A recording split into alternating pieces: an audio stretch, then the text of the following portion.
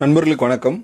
புதுசாக வாசிக்க தொடங்குற அல்லது தங்களுடைய வாசிப்பு பழக்கத்தை விரிவுபடுத்திக்க நினைக்கிற நிறைய நண்பர்கள் என்கிட்ட கேட்குற கேள்வி நான் எந்த புத்தகத்தை முதல்ல படிக்கலாம் அல்லது எங்கேருந்து படிக்க ஆரம்பிக்கிறது அப்படின்றது தான்.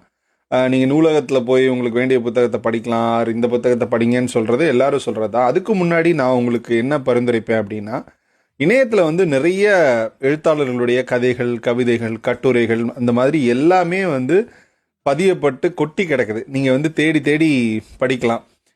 அதில் சில வெப்சைட்ஸ் என்னென்னா, சிறுகதைகள் அப்படின்னு ஒரு வெப்சைட் இருக்குது. அழியா சுடர்களில் கானாசு, தீஜாலேருந்து ஆரம்பித்து இப்போ இருக்கிற சமகால எழுத்தாளர்கள் வரைக்கும் எல்லாருடைய சிறுகதைகளும் அதில் இருக்கும். இது போக இணைய இதழ்கள் நிறைய இருக்குது. கனலி, சொல்வனம், உயிர்மை, காலச்சுவடு, இந்த மாதிரி பதிப்பங்களுடைய வலைத்தளங்கள் இருக்குது.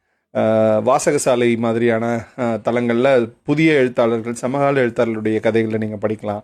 இது இல்லாமல் பெரும் எழுத்தாளர்களாக இருக்கிற எஸ் ராமகிருஷ்ணன் அவர்கள், சாரணி வேதிதா, ஜெயமோகன் அவர்கள் அவங்களே வலைத்தளங்கள் வச்சுருக்காங்க. அதில் கதைகள், கட்டுரைகள், மதிப்புரைகள் எல்லாத்தையும் பதிவேற்றியிருக்காங்க.